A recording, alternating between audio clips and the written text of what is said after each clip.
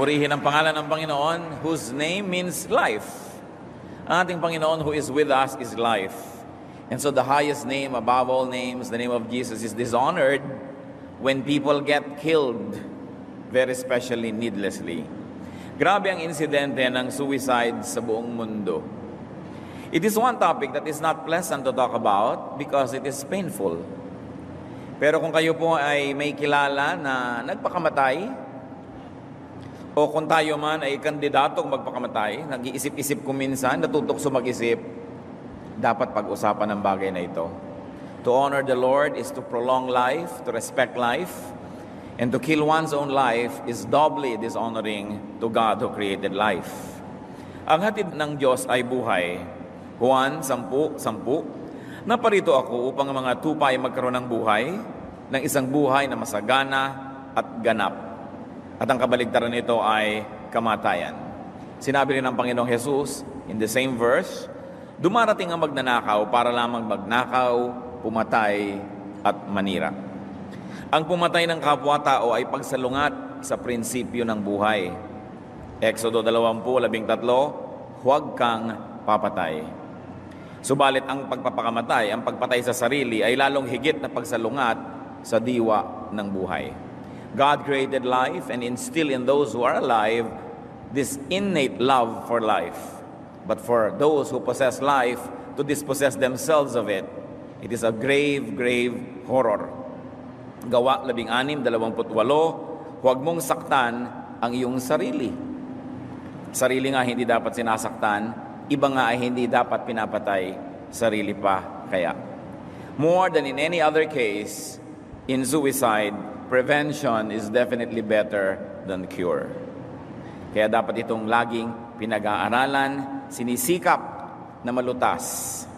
Ating mong pag-aaral, 10 tanong bago tumalon sa ilog. O kaya 10 questions to ask before committing suicide.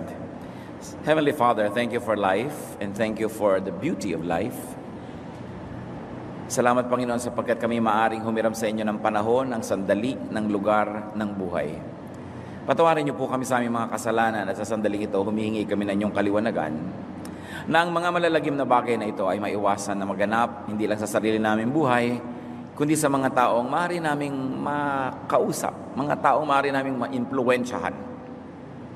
Kausapin niyo po kami, papagliwanagin ang aming isip at turuan. Nawa ang kapayapaan niyo maghari sa aming buhay ngayon at ang karunungan niyo makamit namin. Father, we ask you to bless us with your words, with wisdom, with strength. In the name of Jesus, your Son, our Lord. Ano po ba ang dapat itinatanong? Marami naman pwedeng itanong, pero 10 lang ang pag-uusapan natin. At ang unang tanong, halimbawa kayo yung gusto magpakamatay at nawa naman ay hindi. Pero kung hindi man kayo, may mga kamag-anak tayo, mga kaibigan, na kumisan wala tayong kamalay-malay, kandidato na pala. Dapat harapin ang bagay na ito. Sa ilang mga bansa nga po, may mga nagpapakamatay ng walang kadahi-dahilan. Napag-usapan lang ng mga kabataan, napagtripan nila, nagbigti sila, 10, 12, mababasa nyo yan sa mga pahayagan. Walang kadahi-dahilan. Akala nila gano'n na lang ang buhay. Pagka ang tao ay iniisip na kitlin ang sariling buhay, itanong muna, baka chemistry lang yan. Baka timpla lang yan. Yung mga maraming napapakamatay po, yung merong hormonal imbalance. So it's a chemical situation. O kaya lasing. O kaya bangag. It means that there's a foreign element in their blood that changes their chemistry, and that change induces them to kill themselves. In fact, according to the National Public Radio Forum of Experts on Suicide, people who commit suicide appear to have a different brain chemistry than others.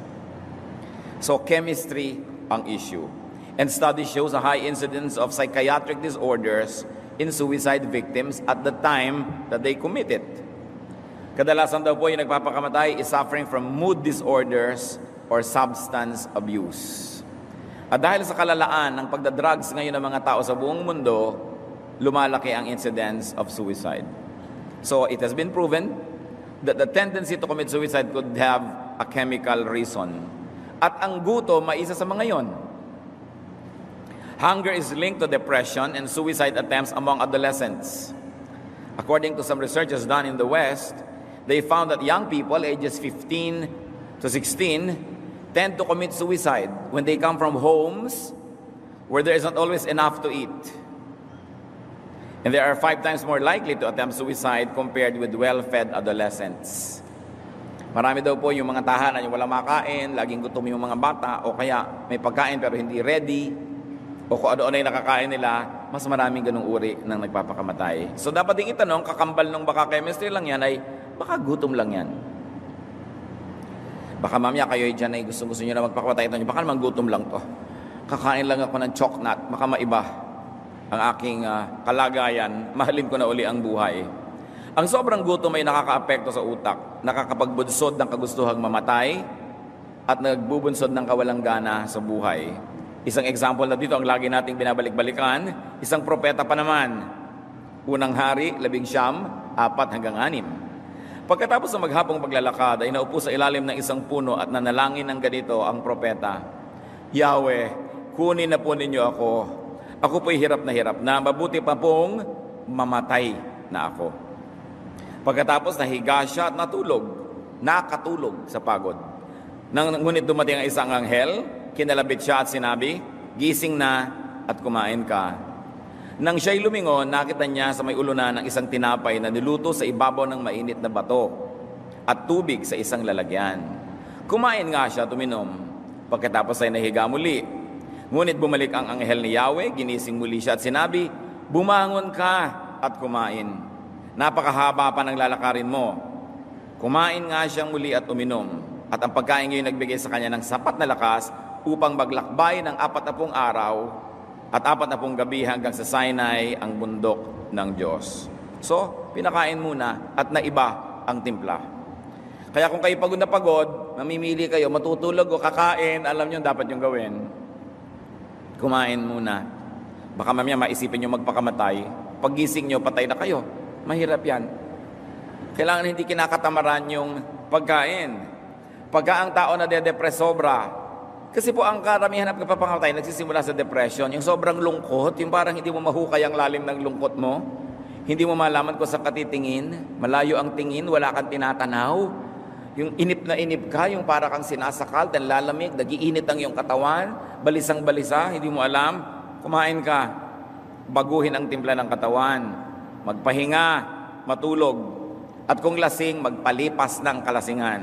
Kung bangag, magpasin niyang kabagagan na yan, dahil pagka tumino ka na uli, ayaw mo na namang mamatay. Nakakalungkot yung sa sandali mo na pagkahibang, inapatay-patay mo lang yung sarili. So, baka chemistry lang yan. Pangalawang tanong, baka naman numbers lang yan. Marami po ngayong mga kabataan, sa Singapore, sa Hong Kong, sa Japan, sa Taiwan, nagpapakamatay dahil mababa ang grade sa school. Naku, hindi magpapakamatay ang mga Pilipino dyan. Di ba? Kung yan lang, hindi ipagpapakamatay, pero alam niyo naman, nakakahawa rin na ganitong mga sobrang competitive spirit, baka mamaya dumarating na rin sa ating bansa yung sakit ng utak na yan.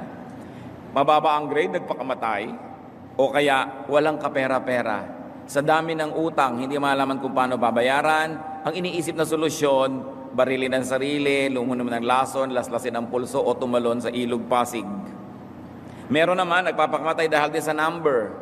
Dahil nalaman niya na asawa niya ay may number 2. O nalaman niyang number 2 pala siya, wala siya kamalay-malay. Marami pong nagpapakamatay dahil sa number. Tandaan niyo po ito, may pag-asa habang nabubuhay. So, unahin mo nang tanggapin ang katotohanan. Kung ano man yung masaklap na katotohanan tungkol sa number na yan, accept your number reality, pagkatapos ay baguhin ito. Mangangaral siya, 4. Ngunit habang nabubuhay ang tao, ay di siya dapat mawalan ng pag-asa. Ang asong buhay ay mas mainam kaysa patay na leon. So, kung kailangan magpakaaso kahit sandali, mabuti na yon. Buhay. Kesa nagpakatapang-tapang ka, inisip mo yung kung ano-ano mong image at dignity para kang leon na patay. The end of a dream is at the end of the world. Ang pansamantalang kabiguan ay hindi pagwawakas ng mundo.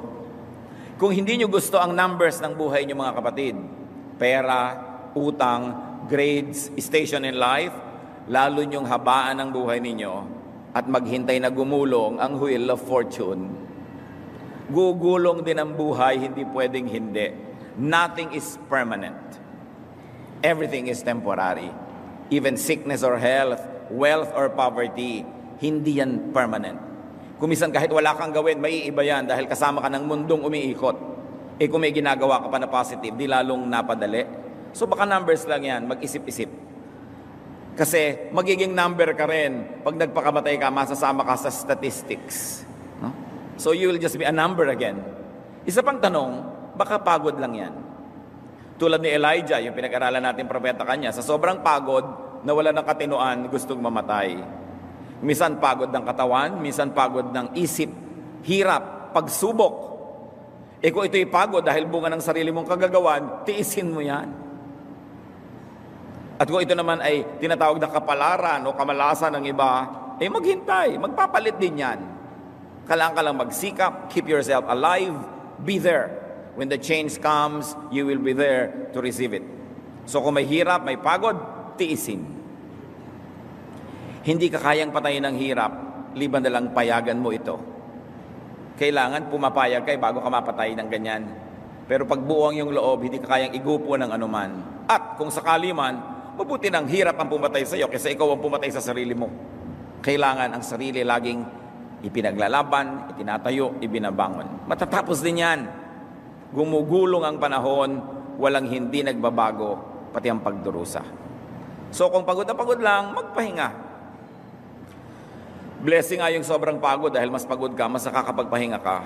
Ngayon, meron mga maarte, hindi po ako napapahinga pag pagod. Gumawa ka ng paraan, baguhin mo pag-iisip mo. Sinasanay mo ang sarili mo sa bisyo na pagkapagod ka, lalo hindi ka nakakatulog, hindi magpapakabatay ka na yan. Kailangan baguhin. Huwag niyong payagan na may mga ugali kayo at mga tendencies na nagpapahirap sa sarili niyo. Change it. And disengage from what exhausts you. Kung sino yung pumapagod sa inyo, layuan niyo sandali. Tao ba yun? Sitwasyon ba yun? Pagod na ba kayo dahil 7 ang inyong asawa? Magbawas muna kayo. Magpahinga. Pagod na ka na ba dahil ang dami-dami mong ginagawa sabay-sabay? Pagod na ka na ba dahil ugali nitong kasambahay mo talagang hindi mo matiis? Magbakasyon ka muna. Lumayo ka. The Arabs have a saying, close the door that brings in the draft. So kung umaambon, umaanggi, pumapasok ang ulan, isara ang pinapasukan para huwag ka mabasa. At kamag-anak ng pagod, failure. Itanong mo naman sa sarili mo, baka pagod na pagod ka ng mabigo. Baka failure lang yan. May mga nagbibigti dahil hindi sila nanalo sa contest, hindi sila naging ganito, hindi sila naging ganyan. Tatandaan nyo ito, no one is perfect. So you cannot be a perfect failure. Magkakaroon ka rin ng success kahit hindi mo gustuhin kasi hindi pwedeng kahit yung failure ay maging perfect sa buhay mo. Nothing and no one is perfect. So muling sumubok, muling magtangka. At kung paulit-ulit ang kabiguan, mga kapatid, magpalit ng style. Kadalasan ang kabiguan ng tao ay binubuo ng kanyang personalidad. Nakakainis pala siya, kaya kahit anong pasukin niyang business, hindi nagtatagal. Kasi nakakagalit siya, hindi siya nakakatuwaan ng mga kasama niya, ng mga kliyente, o kaya ng mga mas nakakataas sa kanya. Kadalasan ang mga kabiguan, hindi mo malas-malas ko naman, bihirang nangyayari yun. Mas madalas, there is something in our character that attracts negative things. There is something in the way we live, the way we speak, the way we deal with people that attracts failure.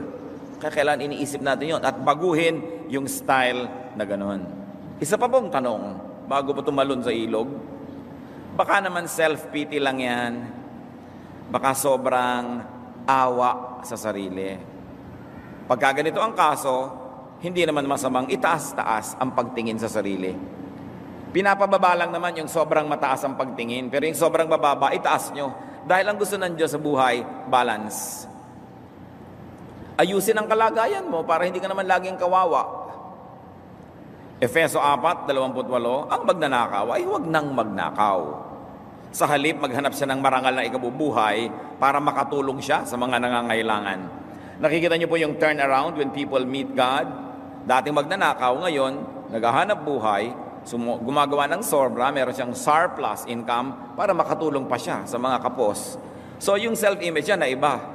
Dati siyang nagnanakaw, ngayon nagbibigay. So tataas-taas ang pagtingin niya sa kanyang sarili. Huwag magdramang bukid. Yung sobrang ine-exaggerate ang iyong lungkot.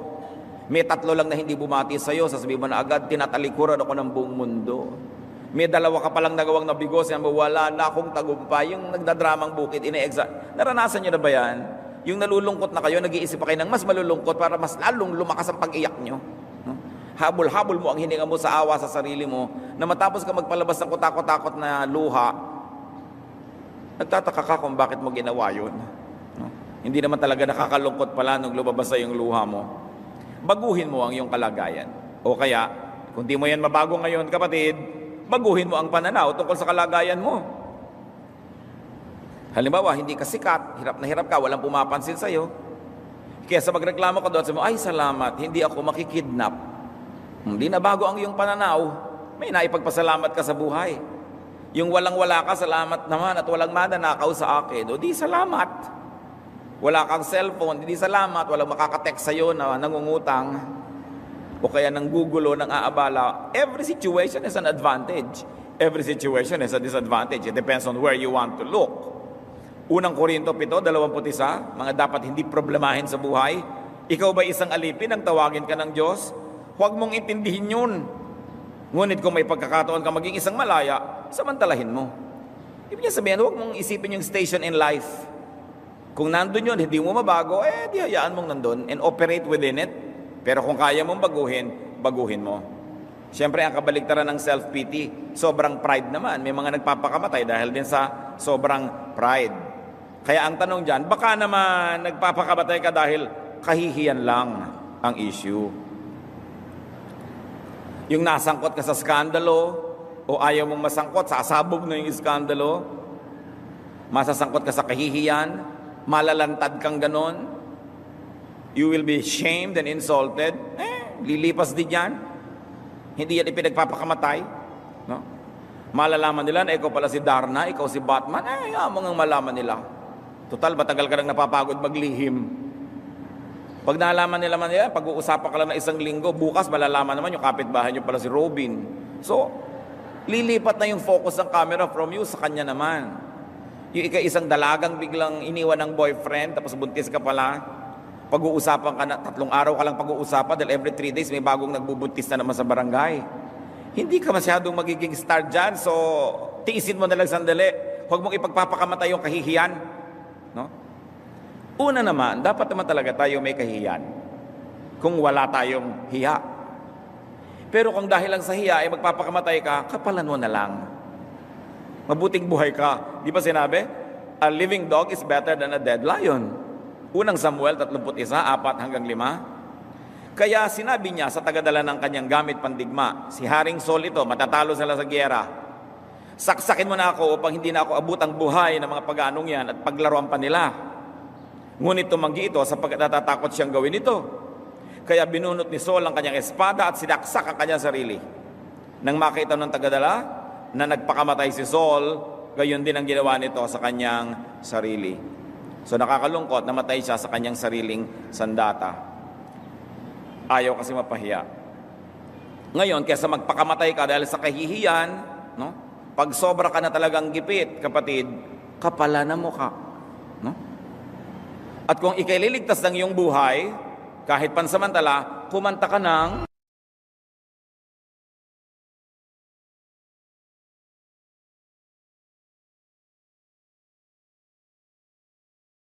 dog is better than a dead lion. No? So, kung ililigtas mo ang iyong buhay, kahit malang sa time of emergency na yon, kapala na lang. Harapin ang kahihiyan.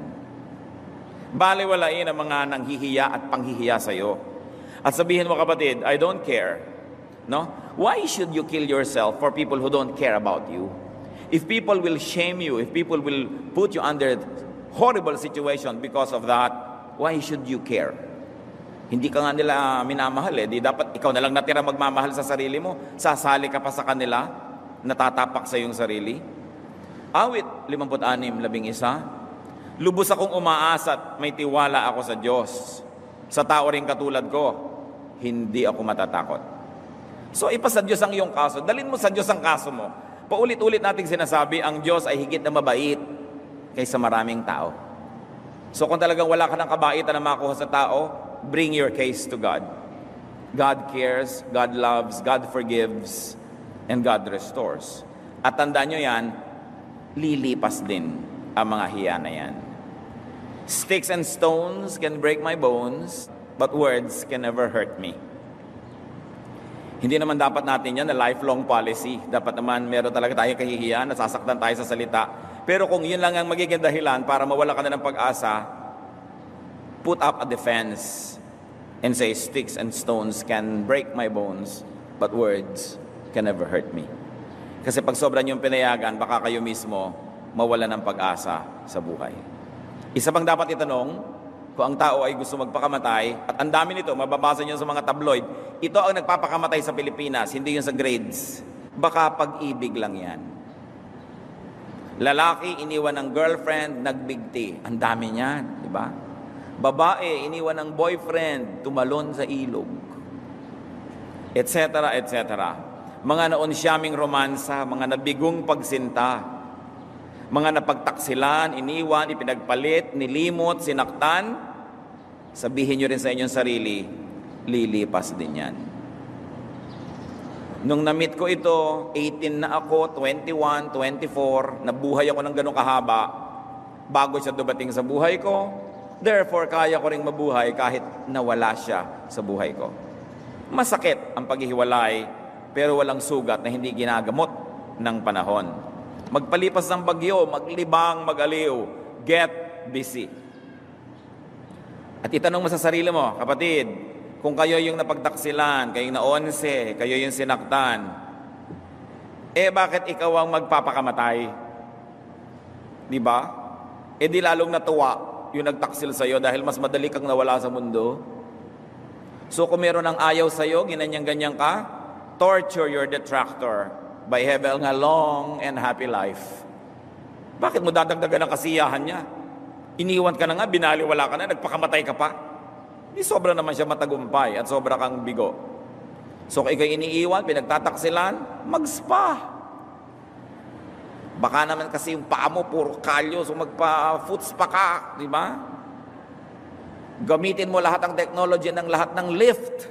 No? Labanan mo ang gravity. Sabi nga nila, looking good is the best revenge. Iniwan ka na, tapos makikita ka, buhol-buhol ang buhok mo, may putik. Naging babaeng putik ka dahil lang iniwan ka ng boyfriend. Di lalong sasabihin nung naiwan sa'yo, salamat, iniwan ko siya, tama talaga ako. Kung nakikita kang umiilaw pag naglalakad sa kagandahan mo, gumuguhit ang pabango na parang jet, panghihinayangan ka. So, kahit hindi ka na interesado makipagbalikan, panghinayangan ka man lang, nakaganti-ganti ka. So bakit mo gagawing miserable yung sarili? Kailangan mag-isip-isip ka dyan. Iniwan ka, huwag ka maglasing. Nakakawala yan ng poise. Yung magda-drugs ka, lalaslasin mo ang sarili mo, tapos hindi naman nagtagumpay, nagkapeklat ka pa. So, bakit mo gagawin yun? Pasasayahin mo sila. Dapat kung iniiwan ka, pag nakita ka, pwede mo sabihin, see what you're missing? Mahalin ang sarili. So yung mga desgrasyada, mga abandonada, mga separada, huwag kayong magpakalosyang. At lalong huwag kayong magpapakamatay. Ang mga Pilipina, hindi nagpapakamatay sa ganyan-ganyan lang. No? Matitibay. At pati mga Pilipino, mas marami pa ng Pilipino nagpapakamatay kaysa Pilipina. No? Paano yung mga asawang lalaki, medyas lang nila, hindi alam kung nasan. Kaya pag iniwan ng asawa, talagang nagbabaril sa sarili. Kailangan kahit mahal mo ang isang tao, nakaka-complement siya sa buhay mo, meron ka rin certain orbit na sa'yo lang. Kahit mawala siya, iikot pa rin yung orbit mo kahit lumungkot ka. Pero hindi mo masyadong iasa sa kapwa ang kasiyahan mo. Isa pang tanong, nang gusto magpakamatay, baka naman sobrang isolation lang yan. Sobrang pag-iisa, sobrang pagkawalay, nakakalungkot yan, nakakasira ng perspective. Mahaba, matagal, matinding pag-iisa. Kung ganyan lang nangyayari, lumabas kayo sa lungga. Kung kayo laging naiinip, lumayas kayo ng bahay. Mamasyal kayo. Marami namang libreng pasyalan. Pumasok ka sa mall, kahit wala kang bilhin, nalibang ka na. Libangin mo ang iyong sarili, makipagkapwa, makihalubilo, makisangkot. Kumisan sa kadalasan na wala tayong mga worthy causes in life, konting lungkot, minamalaki. Kasi walang malaking misyon sa buhay. Sumali kayo, mag-volunteer kayo sa Red Cross, pakuha kayo ng dugo araw-araw. Di ba? Pagka hindi na iba ang timplan nyo, no? Gumawa kayo ng paraan, magtiklop kayo ng mga damit sa mga relief center, lahat ng mga ipapadalang mga relief goods, kayo magtakal ng mga bigas, humanap kayo na magagawa. Kasi ang tao, pag nalibang na, naiiba na rin ang takbo ng isip. Isa pang tanong, baka pagtakas o pag-iwas lang yan? Pag-iwasan sa pananagutan. Isang bantay, ang akala niya ay natakasan ng kanyang mga prisoners, ang muntik na magpakamatay. Gawa 16:27. Nagising ang bantay ng bilangguan at nang makita niyang bukas sa mga pinto, inakala niyang nakatakas ang mga bilanggo. Dahil dito ay binunot niya ang kanyang tabak at magpapakamatay na sana. Alam niyo kasi, death ang penalty sa mga Roman soldiers pag natakasan ng kanilang bihag. Nakakulong si Paul at ang kanyang mga kasama sa isang dungeon. Kakakanta nila, lumindol, nabuksan ang mga rehas, nakalalag ang mga kadena ng mga bilanggo. Nung magising yung gwardya, dahil nakatulog pala, akala niya nakatakas na ang lahat, magpapakamatay na siya. Sabi ni Paul, huwag mong gawin yan. Huwag mong sakta na yung sarili. Nandito kami lahat kahit magbilang ka. Biruin nyo, magpapakamatay na siya, mali pala. So dapat hindi ginagawa ang ganyang mga bagay. At kung may pananagutan ka, di harapin mo yung pananagutan, pero huwag kang magpakamatay para lang makatakas. Baka pagtakas lang yan sa usig ng budhi. Sa Biblia, Mateo 27:4-5. Si Judas, matapos siya ipagkanulo si Jesus, sinabi niya, nagkasala ako. Ipinagkanulo ko ang dugo ng taong wala ni anumang bahid ng kasalanan. Anong pakialam namin sa iyo? Bahala ka sa buhay mo. Sagot ng mga priests. Inihagis ni Judas sa loob ng templo ang 30 pirasong pilak at pagkaalis doon, siya'y nagbigti. Terrible. Nagbigti, pwede namang humingi ng tawad. Hindi nga ba namatay si Jesus para bayaran ang kasalanan ng lahat? Pwede namang magpalista si Judas doon, Lord, isama niyo na po ako sa listahan ng beneficiaries sa inyong kamatayan. Pero nagbigti. So kung sobra kayong guilty at yan ang dahilan, humingi ng tawad. Magbalik loob. Handa naman na magpatawad ang Diyos. At alam nyo, maraming mga magulang handang-handa rin magpatawad kahit ano pang kasalanan ng anak. Minsan naggagalit-galitan lang yan para magturo ng leksyon, para huwag mong ulitin. Minsan ay sobra ko minsan na nagagalit sa'yo, pero ang gusto kay yakapin, gusto kang mahalin dahil awang-awa sa'yo. So kung ikay may nagawa na sa palagay mo, hindi mapapatawad ng iyong magulang, huwag na huwag kang magpakamatay dahil siguradong papatawarin ka. Huwag ka lang magpakamatay.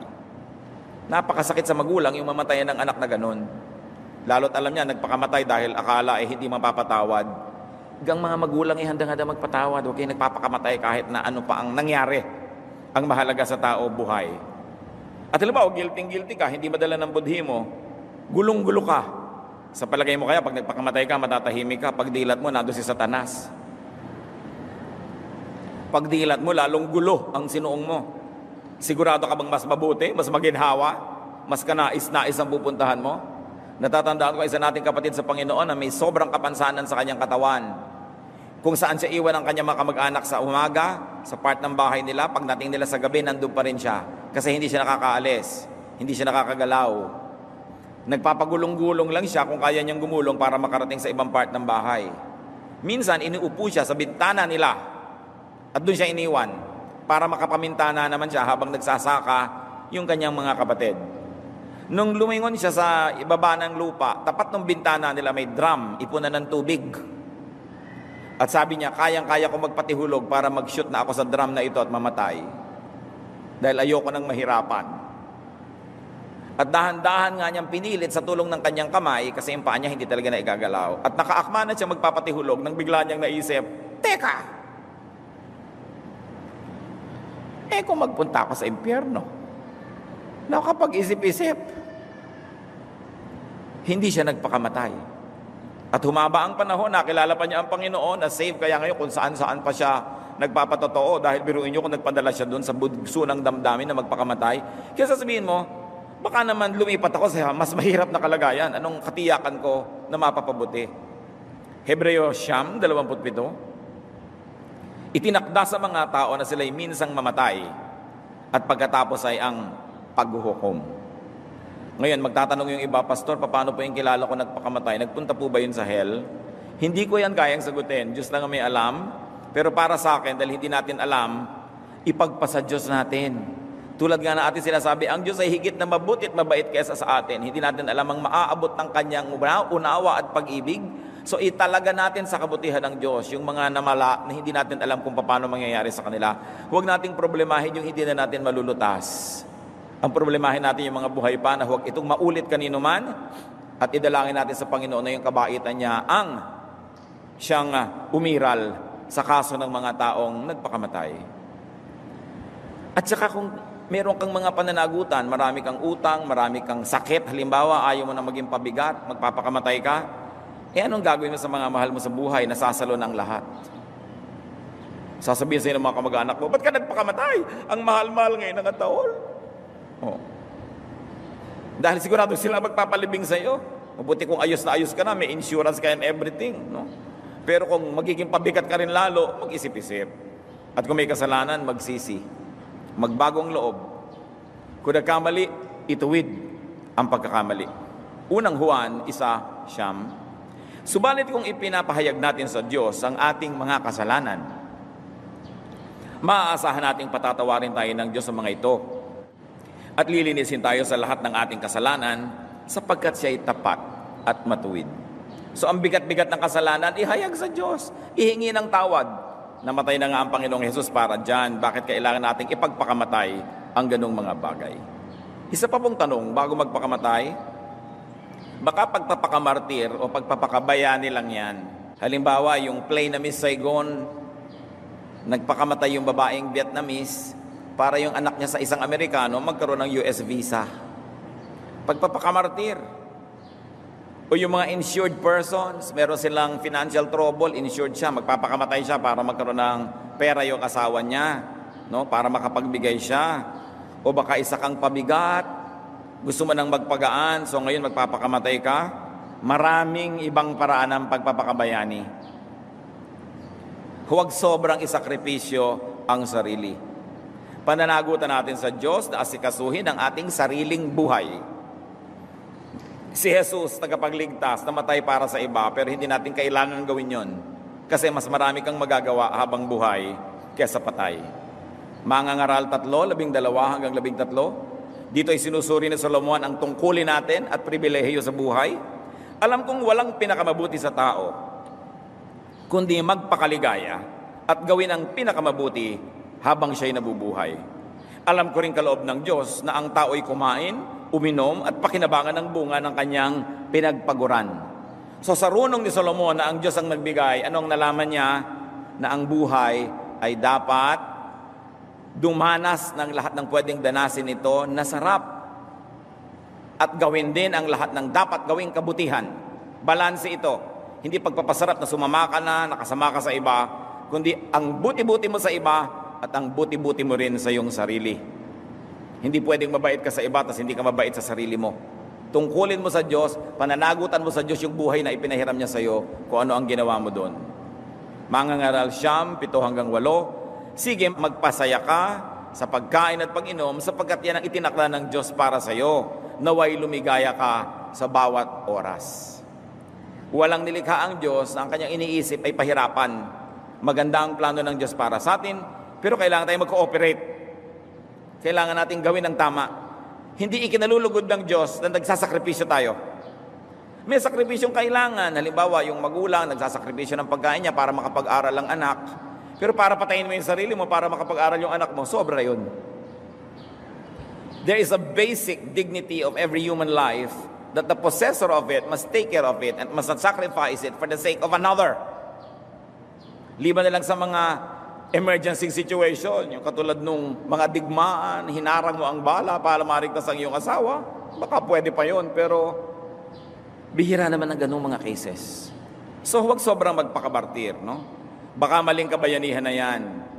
Alam nyo, according to studies ngayon, maraming kabataan nagpapakamatay para lang malagay sila sa internet. Kasi may obituary ngayon sa internet ng mga nagpapakamatay. So sa kagustuhan ng iba na sumikat, yun na lang ang paraan nila para sumikat, nagpapakamatay. Pero alam mo pa ba yun? Na nalagay ka doon? At anong napalamong nalagay ka doon? Kaya yung ganun ding uri ng pagpapakastar ay walang lugar. At sandali ka lang na nandun kasi mamaya may bago na naman nagpakamatay, napalitan ka na. That's why I am not happy when I see all of these things in the papers, in the report. Ano ba, isang estudyante sa Amerika, minasakay ang lahat ng classmates. Pinatay lahat ng teacher, pinatay lahat ng mga kapwa mag-aaral. Tapos meron siyang feature sa mga malalaking magazine at mga weekly magazines, news magazines. Nagbibigay yan ng maling encouragement sa ibang mga young people na gustong sumikat. Ginagawa din nila yon. Pwede mo siguro i-report as news, pero kung palakihin, huwag kang maglagay ng picture niya para hindi siya para nagiging star. Because in the absence of legitimate stardom, many people will do just anything to have their 10 seconds of fame. Kaya kailangan, hindi ini-encourage, hindi sobrang pinag-uusapan. And finally, isa pong tanong bago magpakamatay, baka masamang espiritu lang yan. Tulad ni Satanas, hinihimok niya si Lord na tumalon mula doon sa mataas sa tore. Mateo 4:6, sinabi dito sa kanya, kung ikaw ang anak ng Diyos,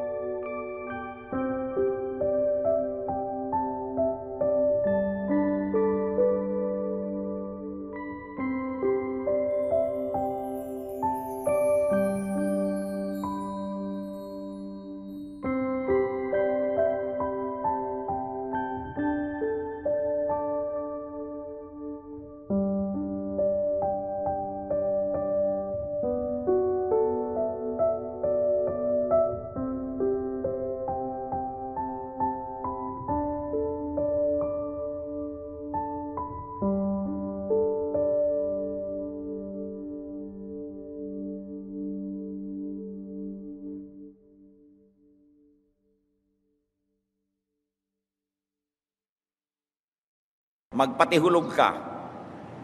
Sapagkat nasusulat sa kanyang mga anghel, ikay itatagubilin, at sa kanilang mga kamay, ikay aalalayan, nang sa mga bato, paamoy hindi masasaktan. Dare. Maraming namamatay dahil sa dare. May mga kabataan nagra-Russian roulette. Can you imagine that? Dare. Kaya mo ba ito? Kaya mong gawin yun? Dare. Tapos namatay ka? Kaya kailangan, baka masamang espiritu lang yan, yung nag-uudyok sa'yo. Anong gagawin kung may masamang espiritu? Mateo 4:10, kaya't sumagot si Jesus, lumayas ka, Satanas. Sapagkat nasusulat, ang Panginoon mong Diyos ang dapat mong sambahin at siya lamang ang dapat mong paglingkuran. Tanong, kung nagpakamatay ka na, paano ka pa sasamba? Paano ka pa maglilingkod? Kaya kung may nag-uudyok sa iyo niyan, sabi mo, lumayas ka, Satanas. Resist the devil and he will flee from you.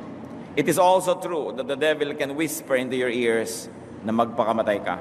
Santiago 4:7, kaya nga pasakop kayo sa kapangyarihan ng Diyos, labanan ninyo ang dyablo at lalayuan kayo nito. Hindi ko alam, mga kapatid, kung meron sa atin na nakakarinig ng mga boses. But according to statistics, at least in the West, wala kasing study sa Pilipinas, 1 out of every 300 people will hear voices. No? So siguro may mga 20 ngayon dito dyan, nakakarinig-rinig yung, tumalon ka, planchahin mo ang nanay mo, planchahin mo siya, ganyan. Yung, magpakamatay ka, yung makakarinig na kung ano-anong boses. Akala ng marami, kahit ng mga Christian counselors, masamang espiritu. So kinakast out, depende sa relihiyon mo, ay akala nila masamang espiritu, lalatiguhin ka ni Manang Biday, lumayas ka dyan, no? Meron naman, bubuntunan ka ng mga kutakot-takot na banal na tubig hanggang magkalunod-lunod ka, nandun pa rin yung boses. Yung mga Kristiyano naman, in the name of the Lord, I rebuke kung ano-ano, pagpe-pray ka, nandun pa rin yung boses, kasi hindi naman pala masamang espiritu eh. Because according to some studies ngayon, people who hear voices are actually hearing their own voice. Na yan ay bunga ng kanilang childhood. Kung sila'y na-torture, na-abuso, inape, kinawawa, tinakot, kuminsan ang nadidinig nila yung boses ng mga nang-api sa kanila. Pero recollection lang nila yon. At yung mga suggestion na sirain mo ang sarili mo, maglaslas ka ng pulso, hindi masasamang espiritu pala, kundi siya rin yun. Kaya kailangan ng napakagandang counseling. Because you have to go back to that part of your past, unearth the reason why you had a very bad recollection of that time, and then deal with it. At siyempre, lalo tayong mga Kristiyano, kung may kasalanan tayo, ihingi ng tawad sa Diyos. At kung kasalanan ng iba, magpatawad na tayo. Kasi pag nagpatawad kayo doon sa mga nagkamali sa inyo, mga naging masama sa inyo, mawawala yung mga boses. Yung limutin nyo na yan, kalimutan na. Pero pag hindi pa yan pinapatawad, hindi pa natin nililimot, pabalik-balik. Akala naman ng iba, evil spirit yun, bigong-bigo na sila, ilang beses na ipinag-prayer and fasting, nandun pa rin, kasi hindi pala spirit. Pwedeng spirit, pwedeng hindi. Kaya dapat ang mga counselors are clinically trained to determine kung ang tao bang ito ay schizophrenic lamang o demon-possessed. Minsan naiiba pa yung boses, ako ay kakain niya, naiiba yung boses, ay, si Satanas. Hindi naman pala siya rin yun. Kasi kung minsan yung mga sobrang na-repressed nung sila ay mga bata pa, hindi nakapagpahayag, masyadong inapi, kinawawa. Kung hindi pa sila gagawa ng ganung paraan, hindi sila makakalaya. Kaya yung iba, di ba, pagka inaapuntahan sila, kung minsan sinusumpong, hinahampas-hampas sila yung nanay nila, kasi nakakaganti sila dahil yung palang gusto silang gawin. Dahil nung bata pa sila, sobra silang kinurot-kurot ng nanay na to. Hindi naman sila makaganti sa normal na paraan kasi hindi papayagan ng lipunan, ng simbahan, ng batas. So, gumagawa yung paraan ng sarili sa kanyang kalooban na maipahayag yung lahat ng mga inis at yamot. Kaya naiiba yung boses, umiikot ang mga leeg, kung ano pinagagagawa. Kasi pagka ganun na nangyari, may excuse. Hindi mo na-censure. Dahil sasabihin mo, ay inapuntahan, ay nasira, ay naposes, nakulam, tinamaan ng masamang hangin, etc., etc. Pero yun pala, meron yun na solusyon. Kailangan lang balikan niya ang nakaraan, patawarin ang mga dapat patawarin, ituwid ang mga baluktot, at humingi ng grasya sa Diyos.